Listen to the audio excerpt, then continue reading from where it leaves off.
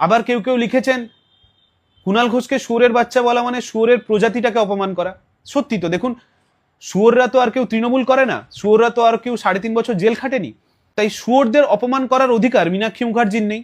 এই কারণে এই ভিডিওর মাধ্যমে মীনাক্ষী মুখার্জির ধিক্কার আমিও জানালাম। এমন একটা ক্যালানে প্রজাতি এই কুণাল ঘোষ গালিগালাজ খাওয়ার পরে প্রেস কনফারেন্স করে দাঁত কেলাচ্ছে। মানে ভাবুন, লাইফে একটা অ্যাচিভমেন্ট করেছেন, ওনার কাছে এটা একটা অ্যাচিভমেন্ট। মানে রোজ সাধারণ মানুষের গালিগালাজ খান, আজকে একটা বড় নেত্রীর কাছ থেকে গালিগালাজ খেয়েছেন। তবে তার পাল্টাও কুণাল ঘোষ দিয়েছেন, এটাও বলতে হবে। কুণাল ঘোষ বলেছেন মীনাক্ষী মুখার্জি নাকি শেওড়া গাছে বসে থাকা শাকচুন্নি। আমি এতদিন ছোটবেলায় পড়াশোনা করেছিলাম শাকচুন্নিরা সাদা শাড়ি পরে ঘুরে বেড়ায়, তবে আমি বলতে পারবো না কুণাল ঘোষ এরকম সাদা শাড়ি পরা কোনো শাকচুন্নিকে চেনেন কি চেনেন না। আমি তো এরকম কারোকে চিনি না, আপনারা চেনেন?